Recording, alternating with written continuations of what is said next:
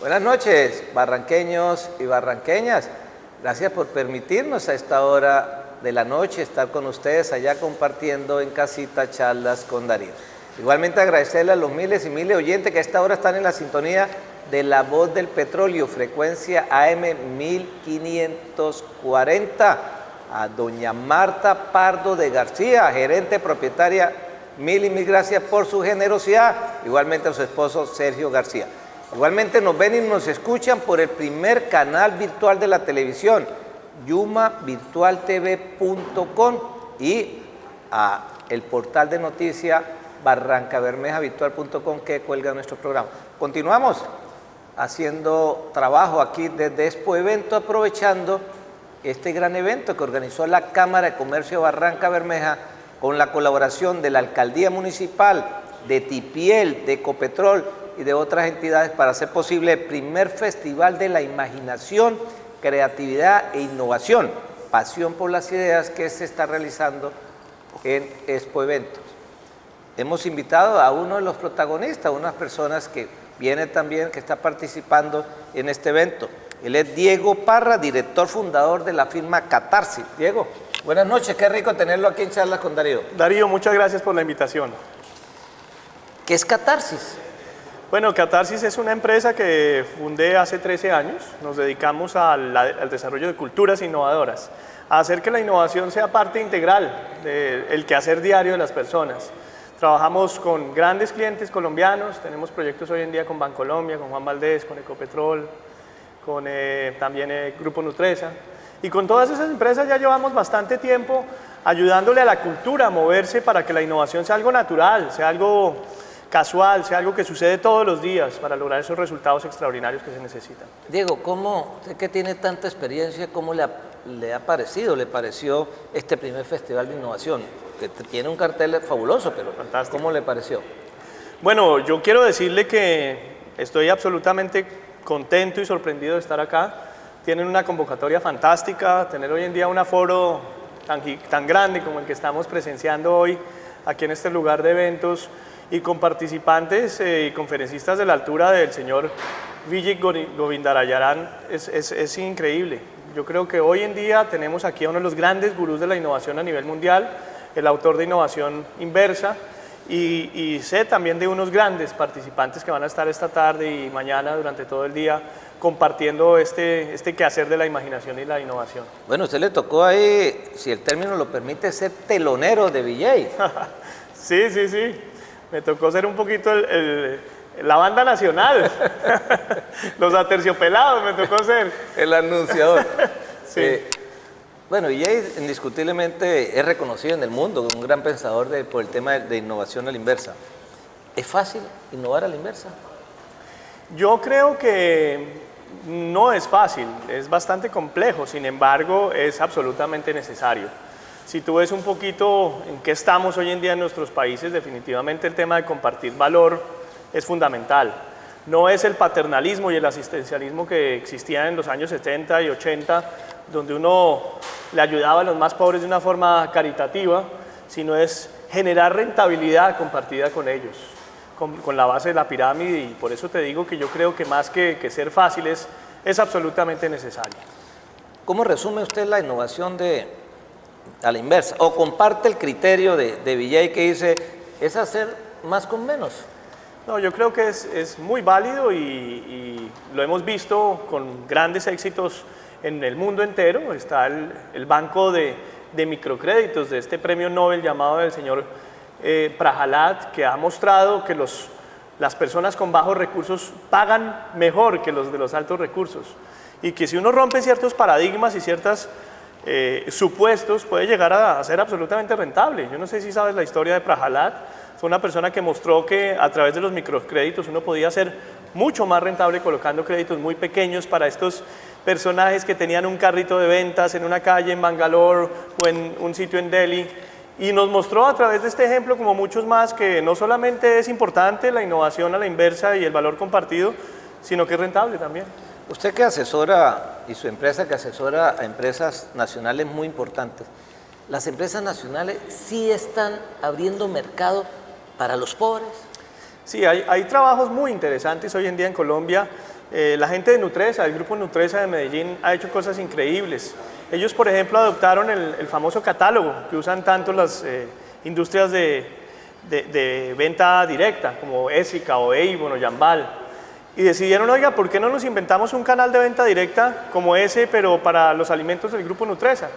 Hoy en día Novaventa tiene 70.000 afiliadas, estrato 1, 2 y 3, que le venden productos de consumo masivo a sus vecinas. Les venden salchichas Pietrán, les venden galletas Noel, galletas Tosh, y es un modelo absolutamente rentable y absolutamente exitoso, tanto para Nutresa como para la base de la pirámide colombiana. Digo, pero a veces uno ve que muchas empresas lo que hicieron fue copiar lo que hacía el tendero, porque uno hace muchos años iba a la tienda y el tendero le vendía la pizquita de aceite, la pizquita de arroz, la pizquita de tal cosa, y se comercializaba, y él compraba ya la arroba y luego la vendía, porque la gente iba por los 500, por los 1.000 pesos, y uno ve ahora esas grandes firmas vendiendo también en porciones pequeñas para poder acceder a ese mercado. Pero eso se puede llamar innovar a la inversa. No, yo creo que eso es abrir un canal nuevo, abrir empaques nuevos. Todo el tema de los sachets, que es tan propio en nuestros países, ¿no? Que es estos cojincitos pequeñitos donde uno hoy en día vende champú, pero vende aceite, pero vende productos de consumo masivo como la salsa de tomate, ¿cierto? Eso realmente es una innovación en empaque. Yo creo que pensar en innovación a la inversa o en innovación en valor compartido es pensar más allá, es hacer productivos a los de la base de la pirámide. Por eso te pongo el ejemplo del canal de venta directo, porque con esa idea de Novaventa esta empresa está siendo productiva a la base de la pirámide. No es facilitarles el consumo, que podría ser el ejemplo del sachet y el empaque, sino es hacerlos productivos, es volverlos socios de tu propia empresa. Todo el tema de los canales no tradicionales, cuando por ejemplo uno empieza a ayudarle a la base de la pirámide a tener canales de distribución informales, que está usando mucho, por ejemplo, Kimberly-Clark o Procter & Gamble en la India, donde está dándole a los pequeños empresarios canales específicos para que vendan a sus vecinos. Eso es un tema de valor compartido de innovación a la inversa. Pero yo incluso me atrevería a decir que la innovación a la inversa es todavía más arriesgada, porque es disruptiva, es un breakthrough, como dice el doctor Villay, que es básicamente inventarse un par de problemas gigantes que logren resolver el problema de una población gigante. Estamos charlando con Diego Parra, él es director, fundador de la firma Catarsis, firma antioqueña. No, es colombiana, perdón, bogotana. Bogotana. Sí. Está hoy aquí con nosotros en Charlas con Darío. Vamos a nuestro corte y regresamos después del comercial.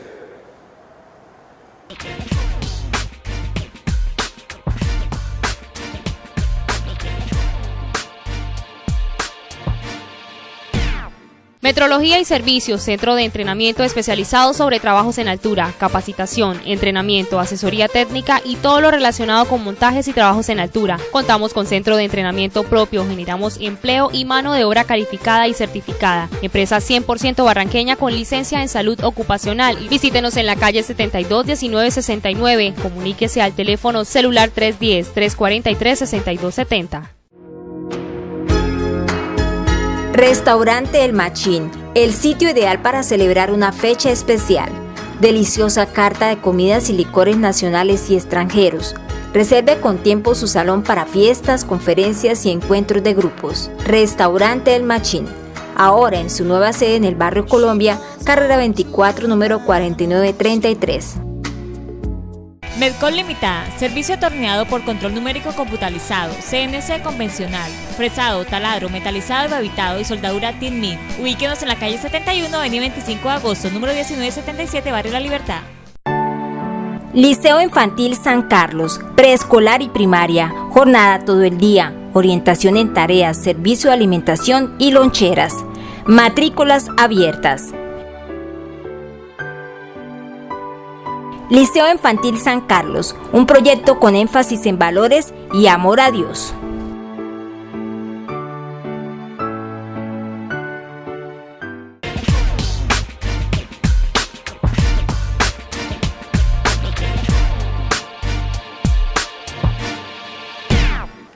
regreso aquí en Charlas con Darío. Nos acompaña Diego Parra, él es el director de Catarsis, una de las entidades que está haciendo presencia en el primer Festival de Imaginación, Creatividad e Innovación. Hablemos las tres palabritas de moda, porque a veces la innovación es como la competitividad de hace años, todo el mundo hablaba de competitividad. De acuerdo. Pero bueno, miremos, parece que estuvieran encadenadas las tres palabritas: imaginación, creatividad, innovación. Hagamos el contexto con la gente que a esta hora está viendo Charlas con Darío. ¿Cómo se interlaza la imaginación, la creatividad? Bueno, muy bien.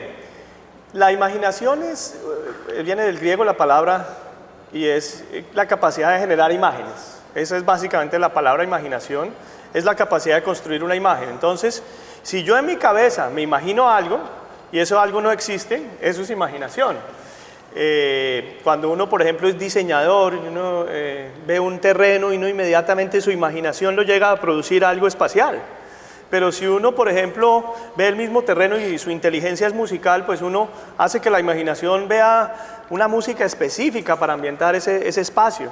Y si uno es matemático, pues seguramente su imaginación, que es inteligencia matemática, lo llevará a pensar en las proporciones con que se puede distribuir ese espacio. Entonces la imaginación es básicamente, son las imágenes que los seres humanos podemos hacernos al interior de nuestra cabeza. Y si uno se fija, pues la imaginación se puede desarrollar. Howard Gardner, el gran psicólogo de la Universidad de Harvard, el director del Proyecto Cero, decía que uno tiene 7 tipos de inteligencia y los 7 tipos de inteligencia van a desarrollar imaginaciones distintas, ¿no? No es lo mismo Martha Graham imaginándose cómo moverse en un espacio porque es una bailarina, a un pintor como Picasso imaginándose cómo mirar unas mujeres con dimensiones distintas, como las Damas de Aviñón, ese gran cuadro que pintó en el año 1907, a, por ejemplo, un matemático que entra a un salón y se está imaginando proporciones, presiones, tensiones y las puede aplicar, por ejemplo, a la arquitectura. ¿Y creatividad? Creatividad es la capacidad de mirar las cosas de formas distintas. Es una rama de la psicología cognitiva y evolutiva que arranca en el año 1911, cuando el psicólogo Alfred Binet en París le piden que desarrolle a través de las escuelas niños más inteligentes. Y él comete 2 errores. El primer error, lo primero que ve es que la inteligencia es una sola, pensaba Binet, y la segunda, que cuando uno nace con unos puntos de inteligencia, esos puntos no se pueden desarrollar. Es lo que hoy en día se conoce como el coeficiente intelectual. Dada esos errores de Binet, toda la psicología cognitiva y evolutiva norteamericana y europea comienzan a preguntarse si uno realmente puede desarrollar las inteligencias.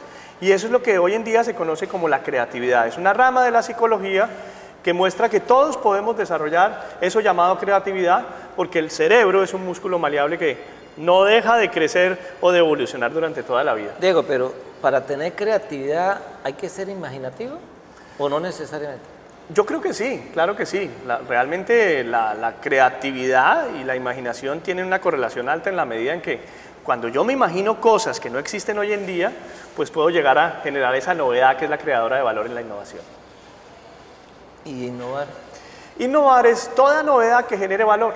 Entonces, cuando uno va a mirar si algo es novedoso e innovador, pues lo primero que tiene que preguntarse es ¿en qué contexto estamos hablando? Cuando está diciendo que tenga valores, que sirva también para el mercado. Claro, que sirva para el mercado, que solucione una necesidad y que alguien esté dispuesto a pagar por eso. Porque cuando uno habla de innovación, estamos hablando de novedades creadoras de valor y el valor se mide al final del día con la intención de compra o en la intención de consumo. Entonces, toda novedad creadora de valor es una innovación. Veamos cuáles son los 2 contraejemplos a eso. Si algo es nuevo y no crea valor, eso no es innovación. Y si algo crea valor y no es nuevo, pues tampoco es innovación. Entonces se tienen que cumplir las 2 condiciones, que sea nuevo y que genere valor. Pero a veces se puede hacer innovación con algo que el mercado no tenga con qué, pero que más adelante sí se pueda dar. Claro, está, digamos, estudiado que al principio los adoptantes tempranos de algún producto son los que invitan a los otros a adoptar el producto. Te pongo un ejemplo. Cuando empezó esta ola de las fotografías digitales, la gente le tenía un poquito de prevención al tema, porque decía, ¿cómo así que no voy a imprimir las fotos? Cuando tú ves estas novedades, como por ejemplo la tarjeta de crédito que uno usa en internet, hoy en día en nuestro país todavía no estamos maduros para creer que uno a través de una compra de internet puede usar una tarjeta de crédito, que no se la van a clonar o a robar la plata o algo así. Entonces, si nos damos cuenta, tienen que haber unas adopciones tempranas que hagan que otros adoptantes tardíos piensen en adoptar eso, porque los adoptantes tempranos les mostraron a los otros que eso no tuvo problemas. O sea, ya se aproxima la generación digital también en nuestro país. Por supuesto, en nuestros países ya se aproxima. ¿Qué cambios se van a producir cuando ya esa generación digital esté apropiada ya del momento? Bueno, yo creo que no es que vaya a suceder, es que ya está sucediendo. Si tú ves un poquito, el creador de Groove Shark, que es una empresa que se dedica a montar música a través de internet, es un colombiano que tiene menos de 30 años. Y ese colombiano ha hecho varias empresas más absolutamente exitosas. En Medellín existe un grupo de jóvenes que están diseñando efectos especiales para Hollywood, y ellos todo lo hacen a través de tecnología digital. Ahorita, cuando ustedes hablen con la persona de Ruta N, posiblemente nos vaya a contar estos maravillosos jóvenes que hoy en día, desde Medellín, Colombia, en un barrio de estratos bajos, está produciendo efectos especiales para Hollywood. Mismo caso que hoy en Guatemala, donde sé de un grupo de jóvenes que hoy en día están diseñando efectos especiales para las Crónicas de Narnia. Entonces, esto del tema digital no es que vaya a llegar, es que ya estamos sumidos en ese tema. ¿Se clasifica un país pobre generando tecnología o procesos para un país rico? Por supuesto. Innovación a la inversa. Innovación a la inversa y de la mejor calidad. Estamos charlando con Diego Parra, él es director, fundador de la firma Catarse, que ha hecho presencia en el primer Festival de la Imaginación, Creatividad e Innovación aquí en este evento que organiza la Cámara de Comercio. Ya volvemos.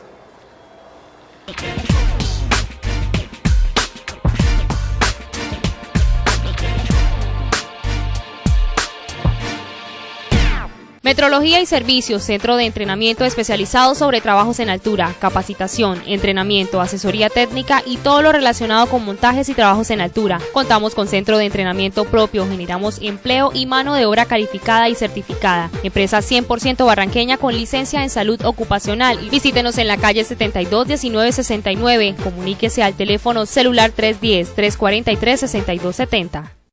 Fogón Llanero. La mejor carne a la llanera la encuentras en el Fogón Llanero, un agradable lugar para compartir en familia. Fogón Llanero, atendido por su propietario William Gómez, Avenida Circunvalar, al lado de las canchas municipales. Voz del Petróleo de Caracol. Sintonícela en su frecuencia 1540 AM. Ahora disfrute su señal en la internet www.emisoralavozdelpetroleo.com.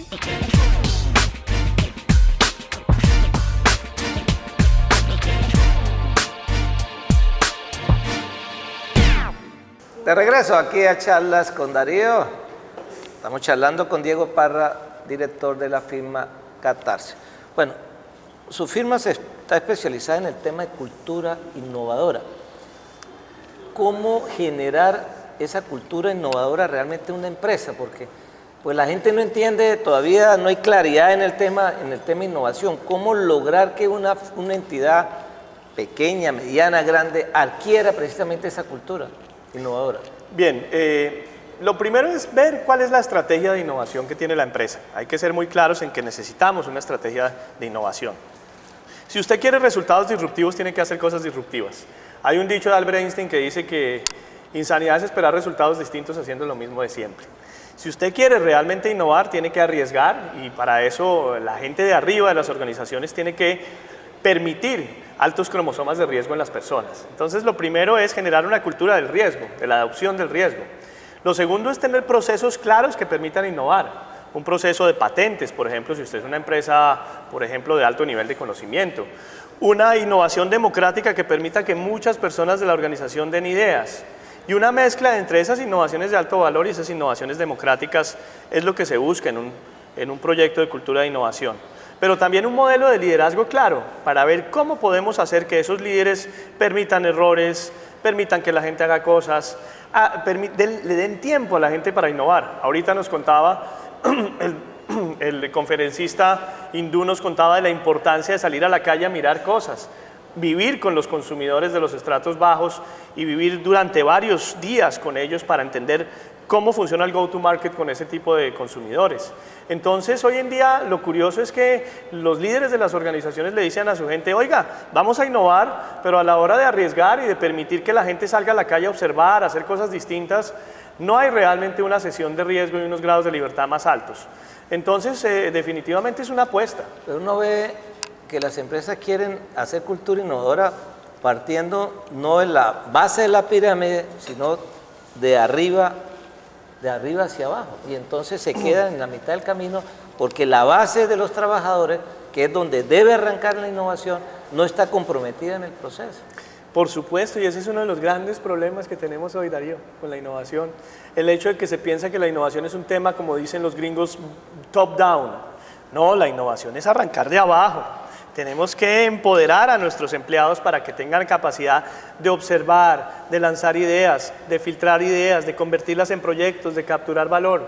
Y para eso tenemos que generar modelos de trabajo donde la gente tenga tiempo para ese tipo de cosas. Uno ve a veces que cuando se hacen la primera reunión de innovación, y lo vi ahí por un experimento cercano allá a donde trabajo, las primeras reuniones son reuniones como cuando uno va a los ponequejas. Entonces es que no, que es que tengo que entrar a las 7, que el otro llegó tarde, que es que como esto, o sea, y no, ¿eso funciona así siempre o...? Digamos que esas son las etapas iniciales de madurez en una cultura innovadora. Al principio la gente confunde mucho ideas con quejas. Entonces usted abre un plan de ideas y le dice a todo el mundo que dé ideas para mejorar la calidad o el nivel de servicio o para tener ideas que permitan que los productos lleguen mejor a las tiendas o a los canales, etc. Usted abre esa caja de Pandora para que todo el mundo dé ideas y casualmente se da cuenta que el 40 o 50% de las supuestas ideas que llegan son quejas. Entonces usted ahí tiene que hacer un trabajo para que con el tiempo esa cultura de disfrazar una idea de queja o una queja de idea vaya cambiando para que la gente realmente dé ideas. Pero suele suceder mucho. Volviendo un poquito, aquí al escenario, al evento, y a mí me satisface mucho es que el gran grupo es gente muy joven, gente estudiante. Por ahí se debe arrancar. Yo lo veo absolutamente, como decimos, eso es un cabezazo que tienen ustedes como organizadores aquí en Barranca Bermeja. El hecho de que este evento es un evento para estudiantes, para jóvenes, que hoy en día son el motor de cambio. Usted sabe que los viejos ya tienen como muchas barreras al cambio, ya están como muy contaminados. Y este foro en el que hemos visto tantos jóvenes, incluso ahorita estaba yo en la sala VIP y había varios jóvenes universitarios compartiendo con los conferencistas y creo que eso es algo que hace absolutamente la diferencia en este evento. A nivel volviendo de los jóvenes, ¿cómo lograr que desde la escuela, el colegio, de preinfantil, mejor dicho, se esté trabajando en ese tema de cultura para que podamos realmente agilizar el cambio que se requiere?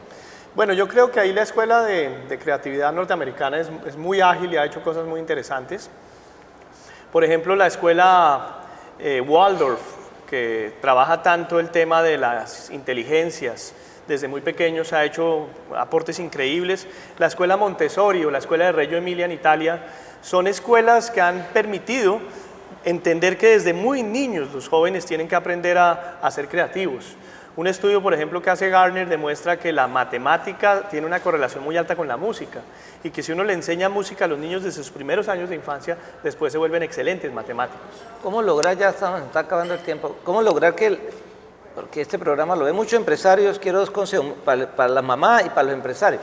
Uno generalmente castiga mucho, o ve uno, yo no lo hago, pero ve uno los padres castigando mucho a los niños que son supremamente imaginativos.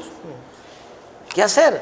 ¿Qué consejo le da usted a las mamás para que esos niños que son terriblemente imaginativos no reciban allá el castigo de los padres? Curiosamente y paradójicamente los niños no necesitan que usted le dé mucha libertad, necesita que usted lo limite para que él encuentre la libertad dentro de la limitación. Decirle a un niño que pinte con todos los colores no tiene mucho sentido, pero decirle a un niño que pinte solamente con el color negro y el anaranjado le va a hacer encontrar la libertad dentro de la limitación. Entonces es un craso error ser demasiado libertino con los niños. Más bien hay que ponerles unas buenas limitaciones para que el niño dentro de esas limitaciones encuentre la libertad. Recordemos la película de La vida es bella, el señor Roberto Benigni, en ese campo de concentración, y es una inspiración de cómo trabajar con los niños cuando este señor, en medio de ese terrible entorno de este campo de concentración, él le enseña a un niño a jugar dentro del campo de concentración. O como cuando Stephen Hawking nace con una terrible parálisis, pero es a través de esa terrible parálisis que encuentra la libertad mental de producir tal vez las mejores teorías de la física moderna. Entonces a veces tenemos que limitar a las personas para que dentro de esa limitación encuentren la libertad, y eso muy pocas personas lo hacen. Y al empresario, el consejo del empresario para que estimule una verdadera cultura de innovación en las empresas. Primera cosa, identifique quiénes son los que tienen con qué y utilice esos como los líderes que van a cambiar el resto de la organización. Nosotros hemos identificado que el 16% de las personas de una organización son confrontadoras, arriesgadas, distintas, no le tienen miedo al jefe, eso es lo que llamamos nosotros las ovejas negras. Una vez identificadas, trabaje mucho con ellas para que le ayude a jalonar el 64%, que es la masa moldeable, y con el 20% no haga nada porque esos no están para innovar. Entonces es mejor, el cambio se hace que es mejor atajar que arrear. Exactamente. Bueno, Diego. Hombre, Darío, un placer. Gracias de estar aquí en Charlas con Darío. Ya viene Idamis y nosotros nos vemos en más Charlas con Darío. Chao, chao. Hola. Con indignación y tristeza amanecieron hoy los barranqueños luego de que se conociera la publicación del diario El Tiempo realizada por nuestro colega de Bucaramanga, Leonardo Félix, donde se anuncia que la firma constructora que está en este momento haciendo las adecuaciones del nuevo estadio, Daniel Villazapata, ha solicitado un nuevo plazo para la entrega de la obra. Es decir, según esta publicación habrían solicitado entregarla en el mes de septiembre, pero la Gobernación de Santander se niega a aceptar ese plazo y les está exigiendo que por lo menos lo hagan en el mes de julio. Así las cosas, la primera temporada del fútbol profesional a nivel nacional no tendrá la oportunidad en Barrancabermeja para que nuestro equipo Alianza Petrolera, que muy bien actuó este año en representación pues del fútbol santanderiano, esté acá en nuestra casa donde debe estar. Así pues una situación lamentable, además de resaltar que son 36.000 millones de pesos los invertidos en esta importante obra, pero que no va a estar totalmente construida, es decir, va a estar sin torres de iluminación, no va a tener cubiertas, y tampoco pues tendrán unas circunstancias que tienen que ver con los camerinos, especialmente con las cabinas para los periodistas. En ese punto se dice entonces que la Alcaldía Municipal de Barrancabermeja apropiaría para el año 2014 7.500 millones de pesos adicionales para estas obras de adecuación, como es lo de los periodistas y toda una estructura de dotación del estadio Daniel Villazapata. Muy triste y muy lamentable que el gobernador Horacio Serpa Uribe hubiese dejado los recursos comprometidos desde hace más de 2 años y a la fecha no tengamos estadio. También hay que resaltar que los dividendos que genera el fútbol profesional se están quedando en la capital santanderiana y nosotros nos negamos la oportunidad de disfrutar buen fútbol y también tener dividendos por cuenta de lo que genera la empresa futbolística. Qué tristeza que el alcalde, incluso con mayor insistencia, el señor gobernador de Santander, no gestione ante los medios que tiene, como son los órganos de control, con la Procuraduría, con la Contraloría, para que se apliquen las pólizas de cumplimiento, para que se exija realmente que esta obra termine y no se siga tomando el pelo con los recursos públicos de los santanderianos. Por otra parte, se cumplió ayer en Cor Magdalena, aquí en su sede en Barrancabermeja, la asamblea para elegir la nueva junta directiva. Fue ratificado el señor alcalde dentro de la misma.